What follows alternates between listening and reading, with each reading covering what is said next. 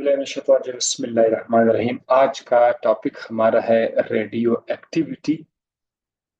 इसमें हम radio activity के मेन कंसेप्ट को और फिर साथ में इसके अंदर जो मुख्तलिफ किस्म के रेडिएशंस हैं उनका भी मुतालिया करेंगे। तो सबसे पहले आते हैं रेडियो एक्टिविटी की तरफ कि ये है क्या चीज़। बाज ऐसे एलिमेंट्स होते हैं कि जो खुद ब खुद अपने अंदर से रेडिएशंस निकालते हैं, खुद ब खुद अपने अंदर से रेडिएशंस निकालते रहते हैं। ऐसे एटम्स या ऐसे एलिमेंट्स रेडियो एक्टिव एलिमेंट्स कहलाते हैं। जब ये रेडिएशन निकाल देते हैं तो उनसे उन वो जो एटम है वो चेंज हो जाता है, ये भी याद रखिएगा। एटम चेंज, इसको डीके भी बोला जाता है, डीके। अच्छा, थोड़ा और सुन लें। क्या हर एलिमेंट का एटम खुद ब खुद अपने अंदर से रेडिएशंस निकालते हैं? उसका जवाब है नो। सिर्फ वो एलिमेंट्स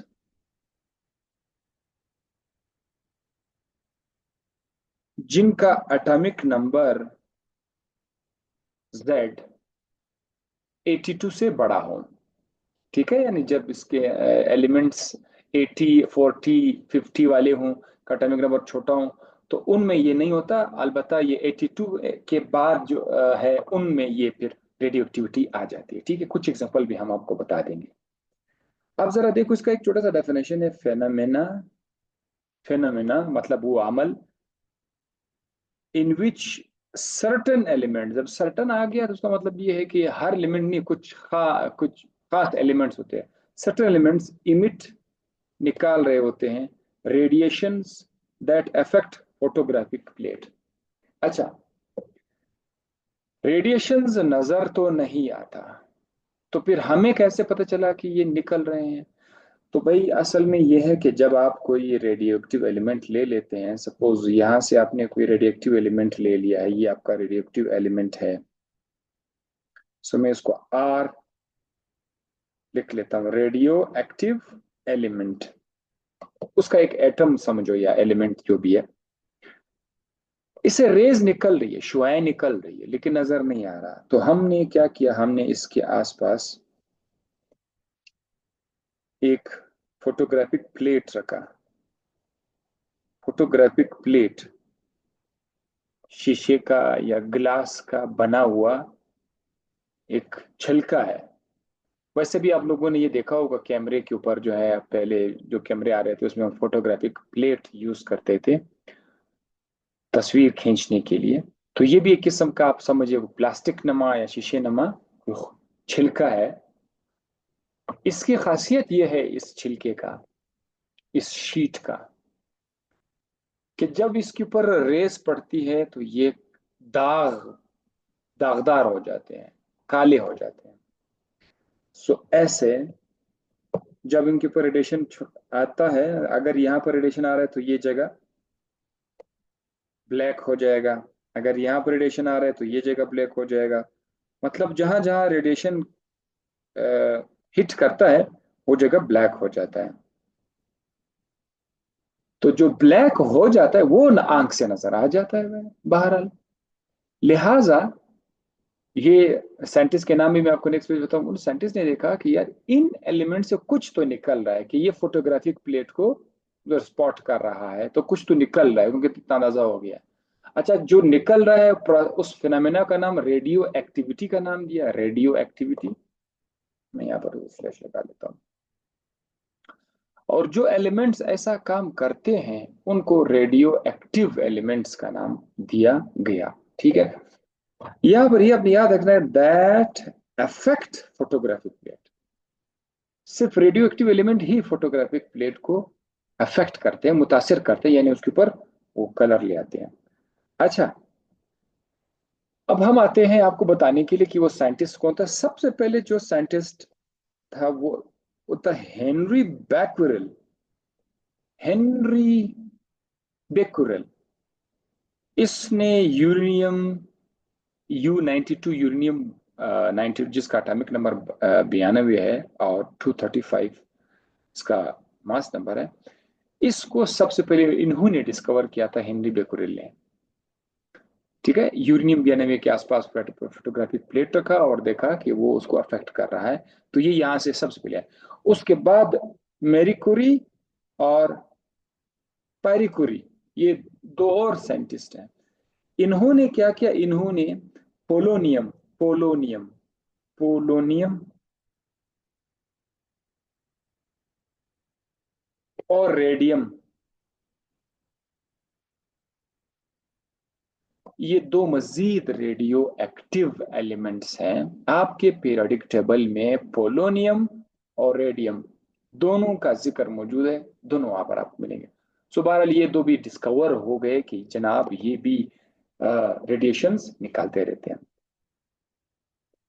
अब हम आके देख लेते हैं कि टाइप्स ऑफ रेडिएशंस कौन कौन से हैं। जब हमने एक तजर्बा किया ये मालूम करने के लिए कि कितने रेडिएशंस हैं, सारे एक जैसे हैं या मुख्तलिफ हैं, उसके लिए हम लोगों ने एक तजर्बा किया। अब जाहिर है एक सख्त सा प्लेट लिया, ब्लॉक लिया, ब्लॉक, हैवी ब्लॉक।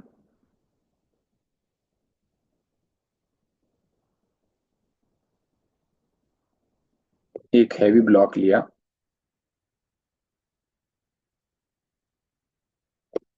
इस ब्लॉक के अंदर एक होल बनाया। अच्छा, मैं इसको थोड़ा सा फुल मोटा कर देता हूं।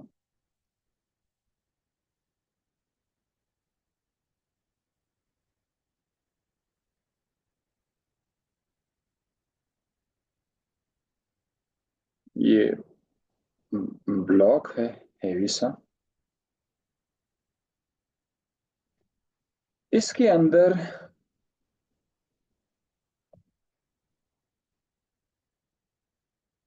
एक होल बनाया, सुराख। ठीक है, तो ये क्या है हमारे पास, ये होल है, सुराख। ठीक है, इस होल के अंदर हमने यहाँ पर अपना जो रेडियो एक्टिव मटेरियल है, जो रेडिएशन निकाल रहा है, वो जो सैंपल है, नमूना है, उसको यहाँ पे रख दिया।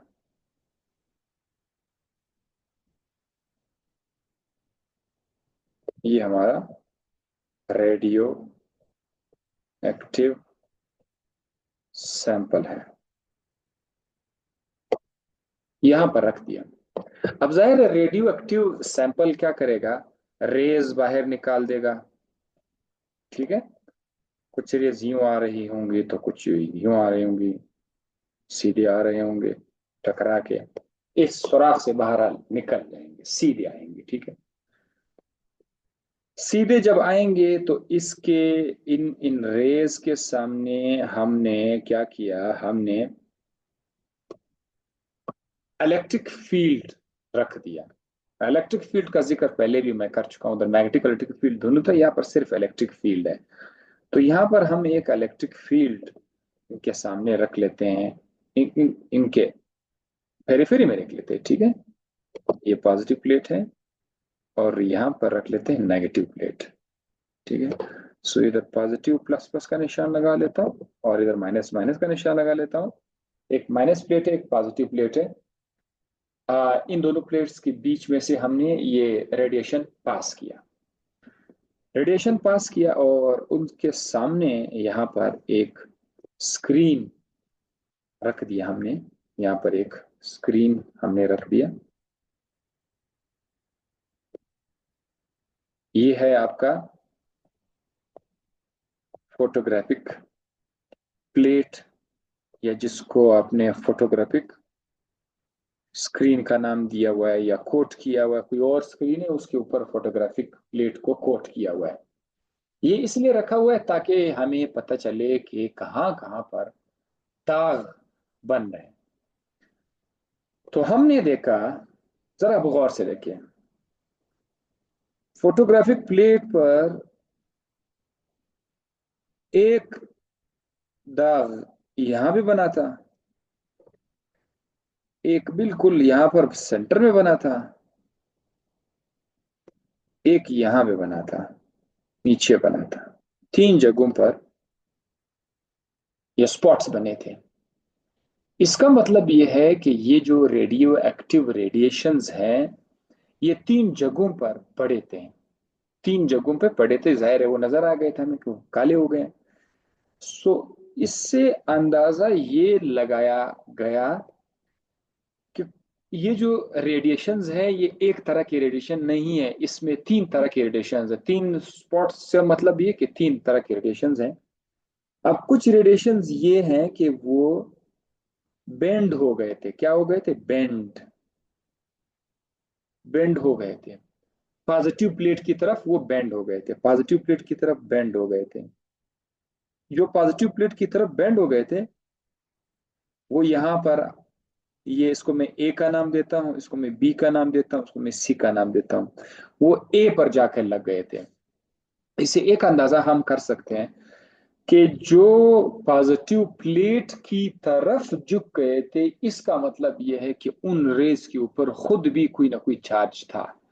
तो उस पर कौन सा चार्ज था? वो माइनस का चार्ज है। तो मैं इधर नेगेटिव लगा के, नेगेटिव के आसपास इस तरह से वो कोलदारा लिख लेता हूँ, ताकि आपको अंदाजा हो जाए कि ये नेगेटिव चार्ज पार्टिकल्स है। तो ये नेगेटिव, नेगेटिव, ये जो नेगेटिव चार्ज पार्टिकल्स थे जिसमें माइनस चार्ज था, ये ए पे जाके गिरे। और ये पॉजिटिव की तरफ क्यों बेंड हुए? तो क्योंकि इन पर माइनस का चार्ज है, तो माइनस चार्ज जो चीजें हैं वो प्लस की तरफ बेंड करते हैं, ठीक है। अच्छा, उसके बाद क्या हुआ? कुछ ऐसे रेडिएशंस भी थे जो कि नेगेटिव प्लेट की तरफ बेंड हो गए थे, और जो नेगेटिव प्लेट की तरफ बेंड हो गए थे, वो सी पे जाके गिरे थे। तो सी पे जाके गिरे थे, इसका मतलब ये है कि उन पर जरूर कोई ना कोई चार्ज तो होना चाहिए। अगर चार्ज ना होता तो ये बेंड ना करता। तो उन पर प्लस का चार्ज ही होना चाहिए। अगर इन पर प्लस चार्ज होगा तो माइनस की तरफ ये बेंड करेंगे ना। तो लिहाजा इन पर भी प्लस का चार्ज है। यहाँ पर जितनी भी रेडिएशंस हैं या पार्टिकल्स है या रेज हैं, इनके ऊपर अब मैं प्लस चार्ज लगा, तो ये जो प्लस चार्ज वाले हैं वो सी की तरफ आ गए और सी पर जाकर वो हिट हो गए। अब एक ऐसा रेडिएशन भी था जो ना तो पॉजिटिव की तरफ ना नेगेटिव की तरफ, ना ऊपर ना नीचे, बेंड तो नहीं हुआ था, बट ये गए थे बिल्कुल स्ट्रेट गए थे, और वो जाकर बी पर मिले बिल्कुल स्ट्रेट। इसका स्ट्रेट का मतलब ये है कि ये किसी तरफ बेंड नहीं हुई, इस पर कोई चार्ज नहीं है। तो दे हैव नो चार्ज। तो ये जो बी पर आ रहा है, इस पर कोई चार्ज नहीं है, नो चार्ज। और जो ए पर आ रहा था, उस पर कौन सा चार्ज था? उस पर नेगेटिव चार्ज था, नेगेटिव चार्ज था। और जो सी पर आ रहा था, ये था, इस पर पॉजिटिव चार्ज था, ठीक है, पॉजिटिव चार्ज। तो तीन तरह के रेडिएशंस हो गए, इनको नाम दिया गया। नाम कैसे दिया गया, जरा इसको देख लेते हैं। जिस पर पॉजिटिव चार्ज है उनका नाम रखा गया अल्फा रेज। अल्फा, इस ना, इस निशान को बोलते हैं alpha. Alpha rays, alpha rays, या फिर अल्फा पार्टिकल्स। अल्फा रेज या अल्फा पार्टिकल्स। जो ऊपर वाले हैं नेगेटिव, सुपर नेगेटिव, उसका नाम रखा गया बीटा रेज। बीटा रेज, या इसका दूसरा नाम है बीटा पार्टिकल्स।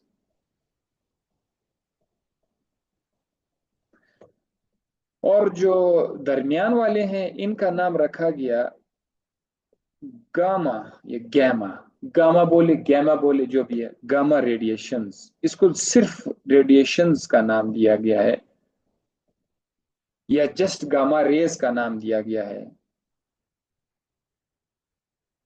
लेकिन इनके लिए पार्टिकल नहीं बोला गया, ठीक है। तो बाकी दो के साथ पार्टिकल बोला गया है, इनके साथ रेडिएशन। ये मैं आपको अभी आगे भी बताऊंगा इसको पार्टिकल क्यों नहीं कहा गया।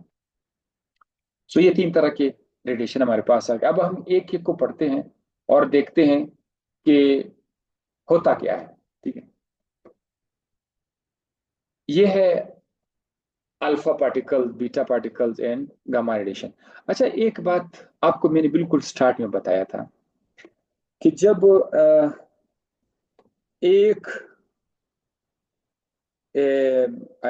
एलिमेंट, एक एलिमेंट सपोज उसका नाम है ए, ये कोई एलिमेंट है, जब इससे अल्फा पार्टिकल निकल जाए या इससे बीटा पार्टिकल निकल जाए, तो भी अल्फा हो या बीटा हो, निकलने के बाद ये एलिमेंट चेंज हो जाएगा। एलिमेंट क्या हो जाएगा? चेंज। ये एलिमेंट चेंज, ये कोई किसी दूसरे एलिमेंट में कन्वर्ट हो जाएगा। तो कोई दूसरा एलिमेंट को मैं यहां पर लिखूंगा बी।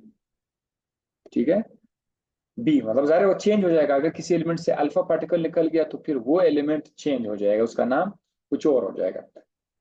सो शुरू में जो था उसका नाम है पेरेंट एटम। शुरू में जो था, स्टार्ट में पढ़ा हुआ था, दैट इज पेरेंट न्यूक्लियस या पेरेंट एटम, पेरेंट एलिमेंट, बस पेरेंट उसके लिए बोला जाता है। और जो बन जाता है उसका नाम है डॉटर एलिमेंट। उसका नाम है डॉटर एलिमेंट। जैसे कार्डिया देने के लिए कि भाई चूंकि इससे बन गया हुआ है, ए से बना हुआ है तो डॉटर एलिमेंट। अब सन एलिमेंट भी आप कह सकते थे। ठीक है, ए पेरेंट एलिमेंट है, बी डॉटर। ये जो चेंज हो जाता है ना, एक एलिमेंट किसी दूसरे एलिमेंट में चेंज हो जाता है। ये स्टेटमेंट अपने साथ लिखो, एक एलिमेंट दूसरे एलिमेंट में चेंज हो जाता है।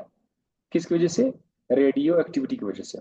इस प्रोसेस का नाम है ट्रांसम्यूटेशन। ट्रांसम्यूटेशन, या दोबारा भी मैंने बता दिया, इसको रेडियो एक्टिव डीके भी बोला जाता है। Decay, decay. अच्छा, अब यहां पर आ जाते हैं।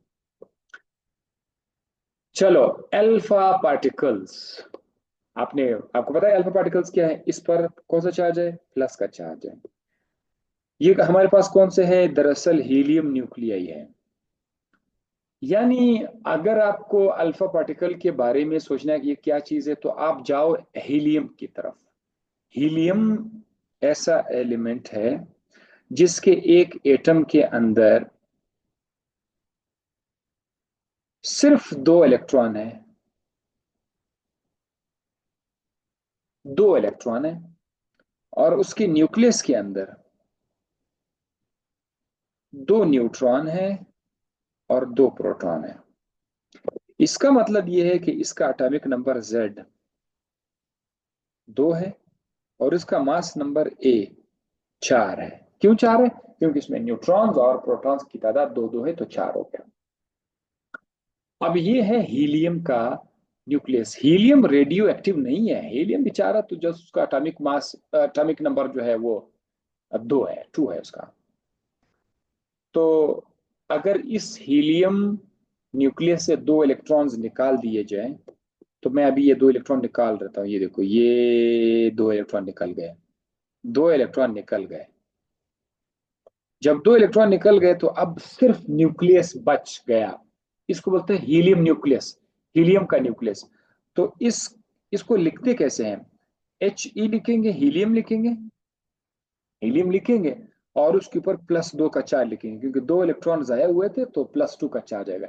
ये जो हीलियम +2 का न्यूक्लियस है, ये है आपका अल्फा पार्टिकल।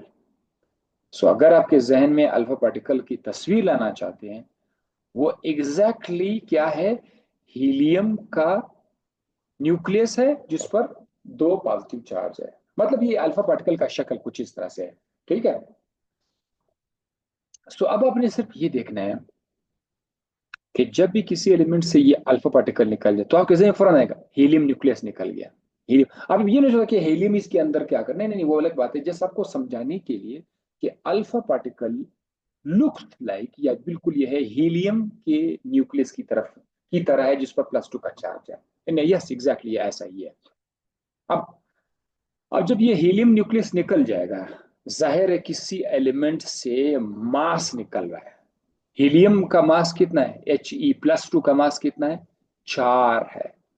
तो जब भी किसी एलिमेंट से अल्फा पार्टिकल निकलेगा तो आपके जिम्मे कि इसके 4 का मास निकल रहा है, 4 का मास माइनस हो रहा है, राइट। और चूंकि इसमें 2 प्रोटॉन है, 2 प्रोटॉन है ना, nuclear charge, nuclear charge 2 proton. ये जो प्रोटॉन है ना, इसको बोलते हैं nuclear charge, nuclear charge. 2 proton भी निकल रहे हैं तो न्यूक्लियर चार्ज भी कम हो रहा है। न्यूक्लियर चार्ज कितना कम हो रहा है, 2 से कम हो रहा है। तो ये आपने याद रखना है। दोबारा बताता हूं, जब अल्फा पार्टिकल निकलेगा, सपोज ये कोई एलिमेंट है, इसका एटॉमिक मास नंबर इसका है 10, और जेड जो है वो है इसका 6। फर्ज करते हैं, मिसाल बता रहा हूं, अगर इस एलिमेंट से निकल जाए, क्या निकल जाए, अल्फा पार्टिकल अगर इधर से निकल जाए, तो ये एलिमेंट क्या होगा, चेंज होगा, यस चेंज होगा। इसका मास नंबर को क्या होगा, आप बस हमेशा मास नंबर को 4 से कम करना है। अगर इसका मास नंबर 10 है तो -4 कर दो। भाई ये काम आपने करना है। -4 मैंने 4 कहाँ से लाया, ये आपको अच्छी तरह पता है कि 4 मैंने कहाँ से लाया, क्योंकि बीटा पार्टिकल अल्फा पार्टिकल का मास 4 है। तो जब ये निकलेगा तो वो उस दूसरे एलिमेंट के मास को 4 से कम, मतलब 4 कम कर देगा। 10 - 4 हो गए। और उसका जेड को क्या हो जाएगा, जेड, जेड जो भी है, अगर पहले 6 था तो माइनस करके 2 से माइनस करेंगे, 10 - 4 6 हो जाएगा, और 6 - 2 4 हो जाएगा। या बस ये काम आपने इस तरह से करना है। जब भी अल्फा पार्टिकल निकलेगा, आपने उसके मास से 4 को माइनस करना है, और उसका एटॉमिक नंबर से 2 को माइनस करना है, ठीक है। तो अब जरा यहाँ पर आप देखिए, अल्फा पार्टिकल में हीलियम न्यूक्लाई, ये देखो हीलियम के ऊपर मैंने क्या लिखा हुआ है, +2 का चार्ज लिखा हुआ है, और इसका मास कितना लिखा हुआ है, 4u, 4u या 4amu। ये मेरे स्टूडेंट को पता है कि amu क्या चीज है। 4u या 4amu, एक प्रोटॉन का मास 1 amu है, 2 प्रोटॉन का मास 2 amu है। 3 प्रोटॉन, 2 प्रोटॉन के साथ एक न्यूट्रॉन आ जाए, प्रोटॉन और न्यूट्रॉन का वजन तकरीबन तकरीबन बराबर है, लेकिन थोड़ा सा फर्क है। वो हम लोग फिजिक्स में आकर जब आते हैं तो उसको शो करते हैं, फिजिक्स के बाहर हम शो नहीं करते, मतलब प्रोटॉन न्यूट्रॉन का मास एक जैसा है। लेकिन जब इस चैप्टर के अंदर होंगे तो फिर हम कहेंगे भाई न्यूट्रॉन थोड़ा सा वजनी है प्रोटॉन से, ऐसा बोलते हैं। तो चूंकि 2 प्रोटॉन और 2 न्यूट्रॉन है, तो इन चारों का मास हो जाएगा 4u या 4amu। अच्छा, ये था अल्फा पार्टिकल खत्म। अब बीटा पार्टिकल क्या चीज है, बीटा पार्टिकल्स दरअसल फास्ट मूविंग इलेक्ट्रॉन्स है। और इलेक्ट्रॉन्स किसने नहीं सुने, बीटा पार्टिकल्स इलेक्ट्रॉन्स ही है। इस पर बीटा पार्टिकल पर कौन सा चार्ज था, माइनस का चार्ज, तो मैं इधर माइनस का निशान लगा लेता हूँ। बीटा पार्टिकल पर माइनस का चार्ज था, क्योंकि ये इलेक्ट्रॉन्स ही है। और इलेक्ट्रॉन तो अपने क्लास 9 से सुन के आ रहे हैं, क्लास 10 से सुन के आ रहे हैं। तो beta particles is not something different, but ये इलेक्ट्रॉन्स ही है, राइट। अब जब ये इलेक्ट्रॉन्स निकलेंगे तो एलिमेंट के साथ क्या होगा वो मैं आपको बता दूंगा। नेक्स्ट पेज पर मैं बताऊंगा इलेक्ट्रॉन इसके साथ क्या होगा। अच्छा, देन वी हैव थर्ड, कौन सा है हमारे पास, थर्ड रेज का नाम है गामा रेडिएशन। गामा रेडिएशन पर कोई चार्ज नहीं है, ये हम दोबारा यहां पर लिख सकते हैं, देयर इज नो चार्ज। तो फिर ये है क्या चीज, this is actually electromagnetic waves. ये वेव्स हैं जिनका मास नहीं है, इलेक्ट्रोमैग्नेटिक वेव्स है। आपने सुना है एक्सरेज, एक्सरे आपने सुना है, बिल्कुल आपने सुना है। तो ये भी किस्म का रे है, लेकिन इनका जो वेवलेंथ है वो एक्सरे से डिफरेंट है। But just like x-ray is a kind of radiation, तो गामा रेडिएशन भी उसी तरह का एक रेडिएशन है। इसमें पार्टिकल्स हम लोग लफ्ज इस्तेमाल नहीं करते हैं, तो इसलिए यहाँ पर मास भी नहीं होगा। ये गामा रेडिएशन जब भी निकलेगा तो याद रखिएगा, इससे एलिमेंट चेंज नहीं होगा, राइट। ये इससे चेंज नहीं होगा, जैसा एलिमेंट था वैसे के वैसे रहेगा। ये आपको नेक्स्ट स्लाइड्स में ये बता दूं, बीटा पार्टिकल भी बता दूंगा और गामा रेडिएशन भी बता दूंगा कि गामा रेडिएशन के निकलने से क्या होगा, एलिमेंट पे कुछ असर पड़ेगा कि नहीं पड़ेगा, आगे आ जाएगा। न्यूक्लियर ट्रांसम्यूटेशन अब जाके आ गया, जो कि आप लोगों ने पहले से पढ़ा हुआ है। न्यूक्लियर ट्रांसम्यूटेशन का मतलब क्या है कि जब एक एलिमेंट चेंज हो जाएगा एक दूसरे एलिमेंट में, एक एलिमेंट चेंज हुआ दूसरे एलिमेंट में, क्यों चेंज हुआ? By the emission of radiation, radiation के निकालने से। Then this phenomena is called radioactive decay. एक तो इसको बोलते हैं रेडियो एक्टिव डीके भी बोला जाता है, और न्यूक्लियर ट्रांसम्यूटेशन भी उसको कहा जाता है। इसका जिक्र पहले हो चुका है, आपको पता भी है कि ये क्या है, ठीक है।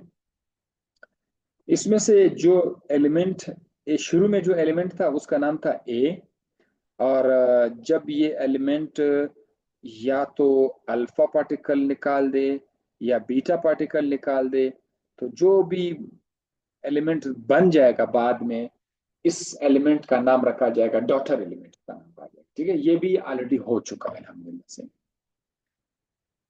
अच्छा, अब आपको बताया जा रहा है कि व्हाट विल हैपन, कि अगर अल्फा पार्टिकल निकल गया तो फिर क्या होगा, जरा देख लें।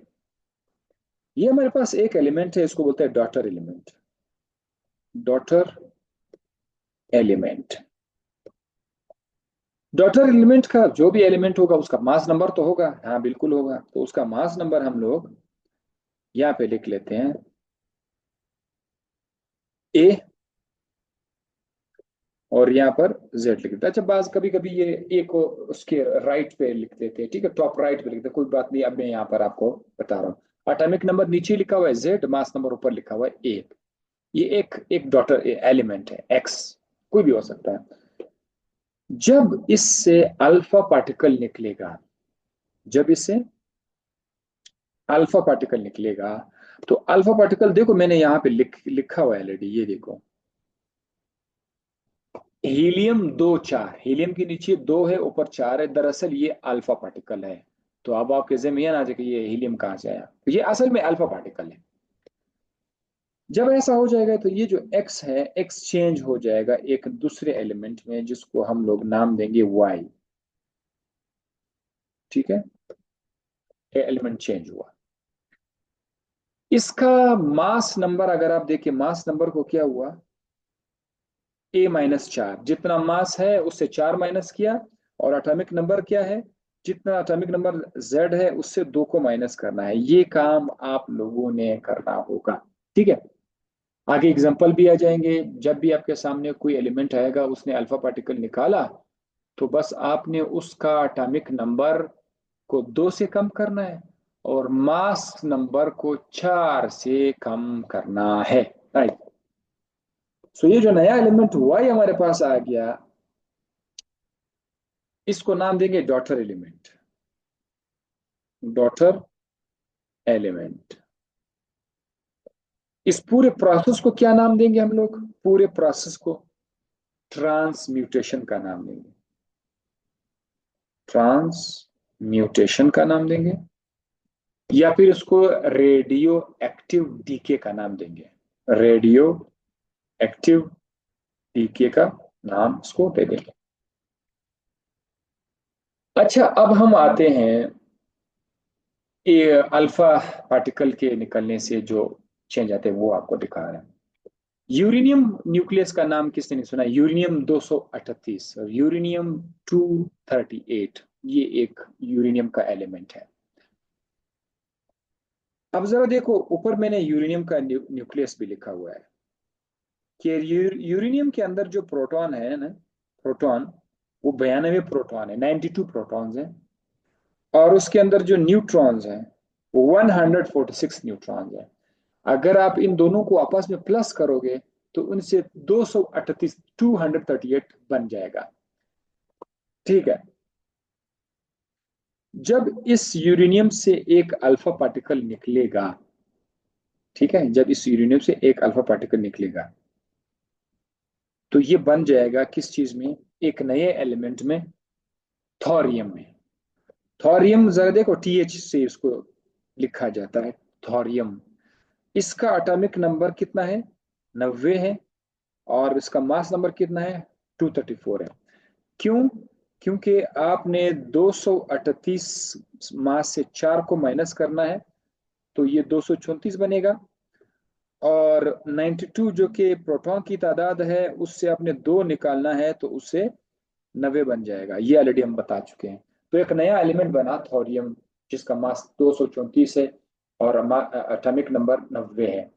अब जरा इसके डायग्राम में आके जरा थोरियम का डायग्राम ऊपर जरा चेक करें।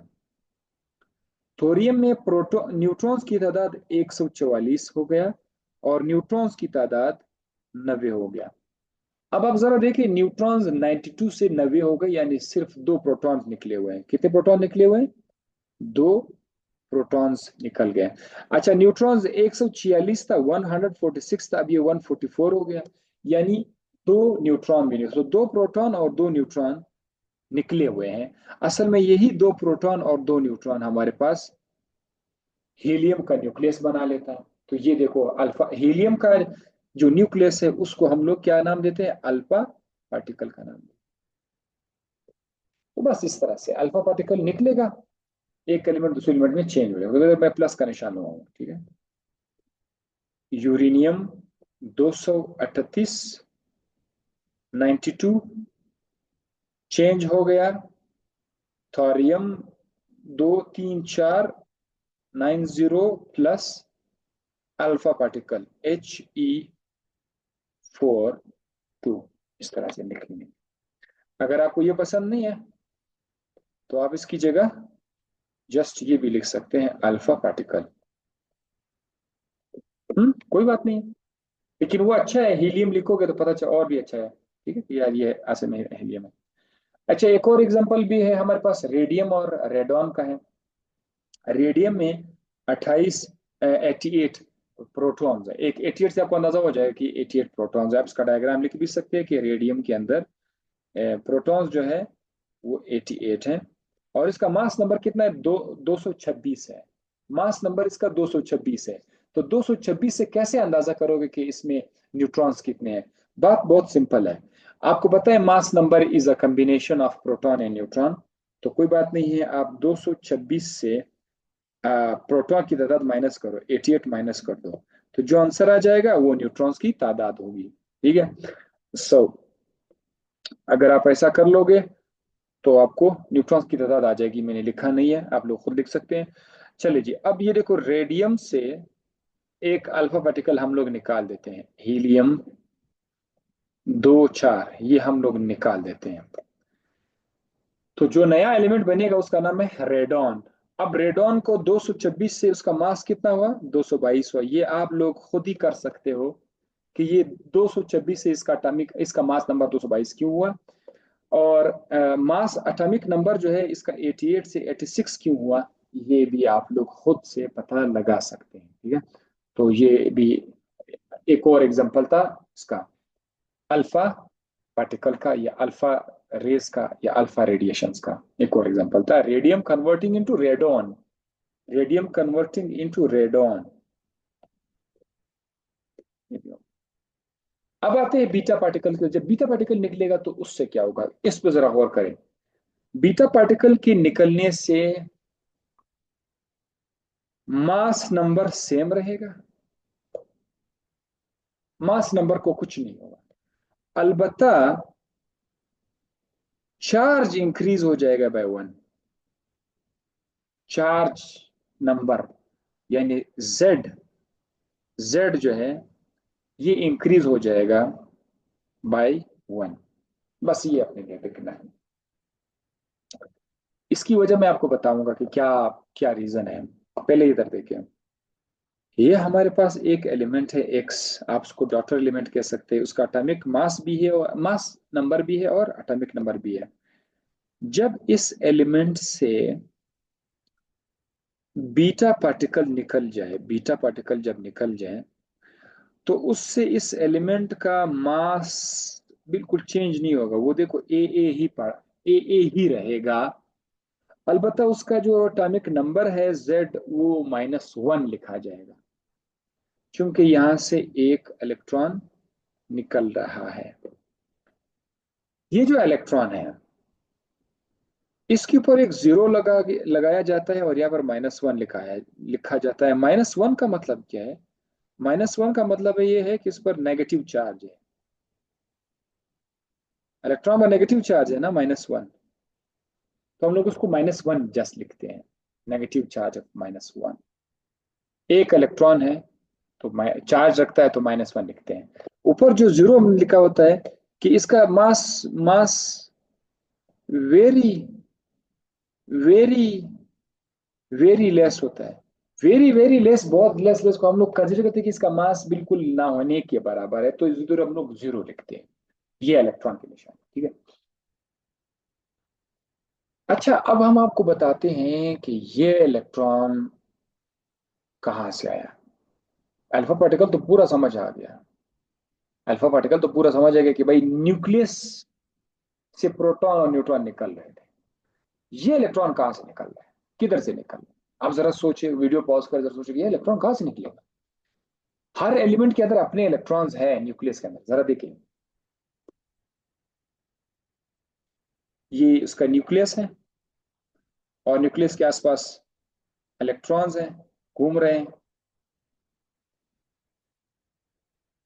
इलेक्ट्रॉन्स हैं। हाँ, दो तीन जितने भी आप लिखते हैं। न्यूक्लियस के अंदर फिर प्रोटॉन्स और न्यूट्रॉन्स हैं, पी और एन। अब जो इलेक्ट्रॉन निकल रहा है बीटा पार्टिकल की मैं बात कर रहा हूं, ये बीटा पार्टिकल ये वाले इलेक्ट्रॉन नहीं है जो आपको नजर आ रहा है। ये नहीं है भाई, ये नहीं है। ये दरअसल न्यूक्लियस के अंदर तोड़फोड़ हो रही है। न्यूक्लियस के अंदर प्रोटॉन्स और न्यूट्रॉन्स पड़े हुए हैं। वो जो न्यूट्रॉन है वो जो न्यूट्रॉन है वो टूट रहा है दरअसल। कैसे टूट रहा है तो जरा गौर कर लीजिए। ये देखो, न्यूक्लियस के अंदर क्या पड़ा हुआ है? न्यूट्रॉन। अब न्यूट्रॉन पर चार्ज नहीं है तो अब हमने इधर जीरो लिखा हुआ है, ठीक है। इधर नीचे क्या लिखा हुआ? जीरो लिखा हुआ है। There is no charge and the neutron, तो जीरो लिखा हुआ है। मास नंबर बाहर लिखा, चूंकि 1 है तो वो ऊपर हमने 1 लिखा हुआ है, तो न्यूट्रॉन को निकल लिखने का तरीका तो आपके सामने आ गया। ये एक न्यूट्रॉन है। ये न्यूट्रॉन जब टूटता है, ये न्यूट्रॉन जब डीके होगा तो इससे एक प्रोटॉन बन जाएगा। ये क्या है? ये व्हाट इज दिस? H11। ये हाइड्रोजन का न्यूक्लियस है कि नहीं, हाइड्रोजन का एटम। इसको तो हम लोग प्रोटॉन भी कहते हैं। कितनी सिंपल सी बात है। आपने हीलियम आपने हीलियम का न्यूक्लियस देखा था ना, उसके आखिरी शेल में सिर्फ दो इलेक्ट्रॉन थे। अगर आप ये दो इलेक्ट्रॉन रिमूव करेंगे, जरा इसको गौर से सुनिए, बहुत इंपॉर्टेंट चीज है। अगर ये दो इलेक्ट्रॉन रिमूव करेंगे, हीलियम से दो इलेक्ट्रॉन रिमूव करेंगे, हीलियम पर +2 का चार्ज आएगा और आपने इस पूरे चीज सिस्टम का नाम आपने का अल्फा पार्टिकल रखा। इसी तरह से हाइड्रोजन की मैं बात करता हूं। हाइड्रोजन का भी न्यूक्लियस है और उसके आसपास सिर्फ एक इलेक्ट्रॉन है। हाइड्रोजन के एटम में आपको एक इलेक्ट्रॉन नजर आएगा। अगर मैं इस एक इलेक्ट्रॉन को रिमूव कर दूं तो एटम बेचारा का सिर्फ न्यूक्लियस ही बच जाएगा। जैसे हीलियम का भी सिर्फ न्यूक्लियस बचा था, अब हाइड्रोजन का भी सिर्फ न्यूक्लियस बचेगा। ये जो हाइड्रोजन का एक न्यूक्लियस बच गया है, इसमें क्या है? इसमें और तो कुछ भी नहीं है, सिर्फ एक प्रोटॉन है इसके अंदर। हाइड्रोजन के अंदर एक प्रोटॉन, इसके आइसोटोप से जाओगे तो उधर एक न्यूट्रॉन भी है, लेकिन जो प्रोटियम है, प्रोटियम हाइड्रोजन जो है, उसमें सिर्फ एक प्रोटॉन है। तो एक प्रोटॉन बचेगा। इसीलिए हाइड्रोजन पर जब प्लस का चार्ज आएगा, हाइड्रोजन पर जब +1 का चार्ज आएगा, तो इस +1 चार्ज वाले हाइड्रोजन को हम लोग क्या नाम देते हैं? प्रोटॉन का नाम देते हैं। बहुत सारे स्टूडेंट्स को प्रोटॉन और हाइड्रोजन दो अलग अलग चीजें नजर आती है, जो कि बहुत ही गलत बात है। यह है प्रोटॉन। हाइड्रोजन से ही प्रोटॉन है। हाइड्रोजन का इलेक्ट्रॉन रिमूव करो, हाइड्रोजन प्लस का चार्ज, ये प्रोटॉन है। सो हम हमारे पास ये क्या है, एक न्यूट्रॉन जब टूटता है तो उसके टूटने से प्रोटॉन बन जाता है। कितना सिंपल सी बात है कि एक न्यूट्रॉन एन कन्वर्ट हो जाता है प्रोटॉन पी में। ये आपकी खोपड़ी में मैंने बिठाना था कि neutron converting into proton. Proton बन गया। और यहां पर मजीद क्या चीज आपको नजर आ रहा है, ये जो आपको ई नजर आ रहा है जिस पर 0 का मास है और -1 का चार्ज है, ये आपका बीटा पार्टिकल है। बीटा पार्टिकल दरअसल इलेक्ट्रॉन है। सो अब मैं आपको बताता चलूं कि ये जो गामा बीटा रेज है, बीटा रेज जब निकलता है तो वो तो है इलेक्ट्रॉन्स।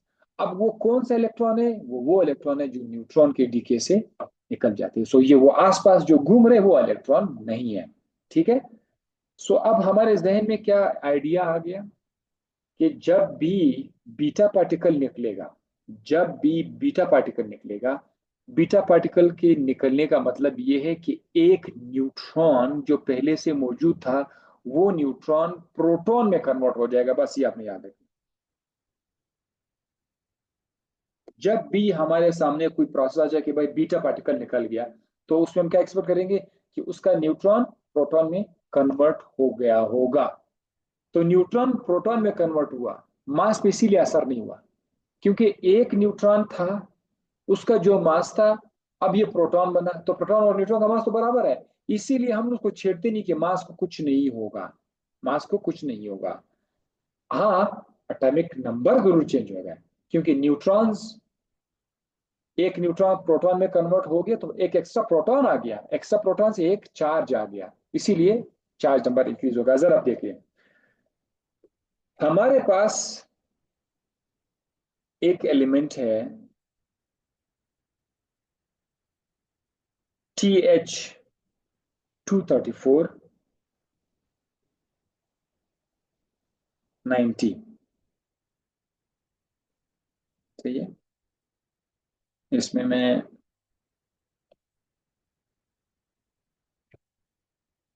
ये थोरियम यहां से आपने देखा था।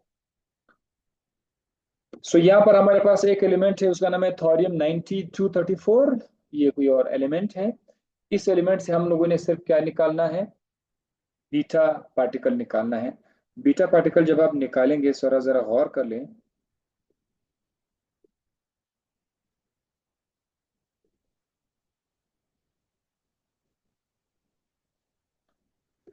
ये बनेगा इसमें प्रोटेक्टिनियम में ये कन्वर्ट हो जाएगा। थोरियम का के अंदर प्रोटॉन्स कितने हैं, 90 प्रोटॉन्स हैं। न्यूट्रॉन्स कितने हैं, 144 न्यूट्रॉन्स हैं। अब 144 और 90 को अगर आप प्लस करोगे तो 234 बनेगा, इसीलिए यहां पर हमने 234 लिखा हुआ है। अब जरा देख लेना, इससे सिर्फ एक बीटा पार्टिकल निकल गया। बीटा पार्टिकल के निकलने से चेंज जरा देखो। प्रोटॉन्स 90 है। अब यहां पर आप देख सकते हैं 91 क्यों लगा गया, proton P is equal 91 proton, क्योंकि एक न्यूट्रॉन प्रोटॉन में कन्वर्ट हुआ था, इसीलिए वो 90 से 91 हो गया। अच्छा, न्यूट्रॉन्स को क्या हुआ था, न्यूट्रॉन 144 न्यूट्रॉन्स थे, लेकिन जब आप यहां पर देखेंगे ये 143 न्यूट्रॉन्स क्यों है। आपका जवाब होगा कि सर क्योंकि एक न्यूट्रॉन कम हो गया। एक न्यूट्रॉन तो जाके प्रोटॉन में कन्वर्ट हुआ, इसी न्यूट्रॉन की तादाद कम हो जाएगी, वो 144 से 143 हो गया। अब अगर आप 143 को 91 के साथ प्लस करेंगे तो आंसर वही आएगा। यहां पर लेफ्ट साइड पर जरा आप आ जाइए। लेफ्ट साइड, अगर आप 144 न्यूट्रॉन की तादाद को प्लस करेंगे 90 के साथ, तो इसका आंसर बिल्कुल इसी तरह से आएगा। अगर आप 143 को प्लस करेंगे 91 के साथ, दोनों का आंसर सेम आएगा। तो मास नंबर चेंज नहीं होगा, एटॉमिक नंबर चेंज होगा। अब ये थोरियम N234 कन्वर्ट हो जाएगा प्रोटेक्टिनियम में, अच्छा सॉरी ये तो मैंने, प्रोटेक्टिनियम में, जिसका मास सेम रहेगा, 234 ही रहेगा। अलबत्ता उसका नंबर जो है वो चेंज हो जाएगा, 91 हो जाएगा। सो थोरियम 234 इंटू प्रोटेक्टिनियम, एक एलिमेंट है 234, और यहां से आपको एक इलेक्ट्रॉन मिल रहा है। So this is what how the element changes from one type into another type. ये है बीटा रेस का। बीटा पार्टिकल जब निकलेगा तो इस तरह होगा। अब आपने आगे भी देखना है, जब भी बीटा पार्टिकल निकलेगा तो आपने इस तरह ही सोचना है, ठीक है। Emission of gamma radiation, gamma radiation में सब कुछ भी नहीं है, कोई चेंज नहीं होगा, ना मास नंबर चेंज होगा ना एटॉमिक नंबर चेंज होगा। बस आप जरा देखें, इसमें ये एक एलिमेंट है एक्स, उसका मास नंबर है ए और एटॉमिक नंबर है जेड। गामा रेडिएशन निकल गया, एक्स वही के वही रहा, मास भी और एटॉमिक नंबर दोनों सेम रहेंगे गामा रेडिएशन में। इसकी वजह क्या है? देखिए, इसमें ना तो प्रोटॉन डिके हो रहा है ना न्यूट्रॉन डिके हो रहा है, प्रोटॉन अपनी जगह पर, न्यूट्रॉन अपनी जगह पर। इसमें होता क्या है? यह है कि जब एक एलिमेंट पड़ा हुआ है ए, जब इससे अल्फा पार्टिकल निकल जाए या इससे बीटा पार्टिकल निकल जाए, तो ये अल्फा और बीटा पार्टिकल के निकलने से ये बेचैन हो जाता है, अनस्टेबल हो जाता है। क्या हो जाता है? अनस्टेबल हो जाता है। अनस्टेबल का मतलब क्या है? High energy. सपोज मैं आपको समझाने के लिए इधर एक लेवल लिख लेता हूं, ठीक है, लेवल्स। ये एनर्जी लेवल है। इस लेवल पर जो है एनर्जी 5 जॉल है। इस लेवल पर एनर्जी 10 जॉल है। मैं आपको जस्ट कुछ बताने जा रहा हूँ। 10 जॉल है, 20 जॉल है, और ये 40 जॉल है। तो 5 जॉल ये ग्राउंड स्टेट है, एनर्जी कम है, ground state. Ground state. Excite का मतलब क्या है? एक्साइट कि कोई एटम के अंदर एक्स्ट्रा एनर्जी आ जाए तो वो एक्साइटेड स्टेट कहा जाए, कि वो एक्साइटेड स्टेट। अब वो एक्साइटेड स्टेट से या 10 में जोल में आएगा, या 20 वाले जोल में आएगा, या वो 40 जोल वाली एनर्जी में आएगा। अब आपका जो न्यूक्लियस है, जो अल्फा और बीटा पार्टिकल निकालने निकालने के बाद आपका nucleus, nucleus N U, nucleus, ये एक्साइट हो जाएगा।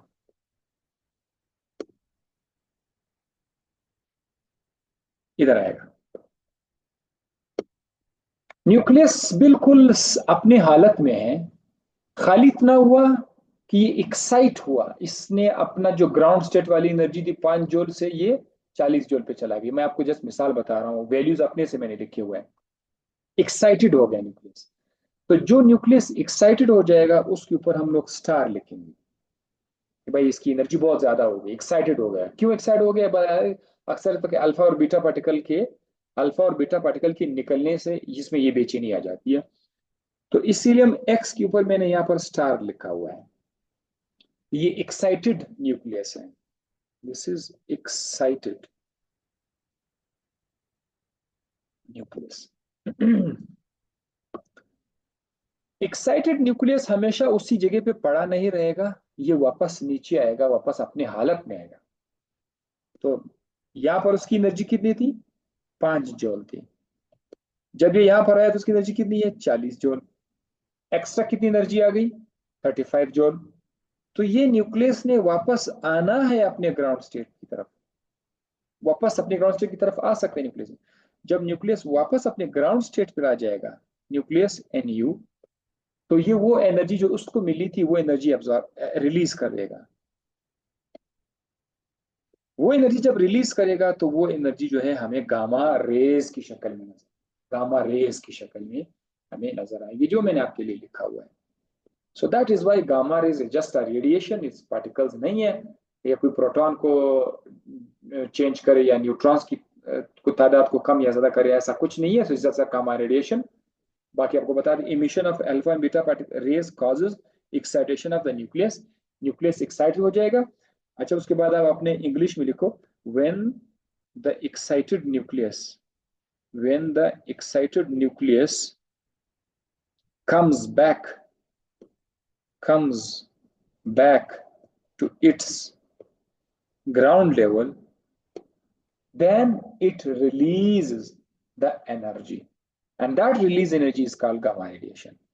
बस नेक्स्ट इंशाल्लाह हाफ लाइफ को डिस्कस करते हैं. Thank you very much.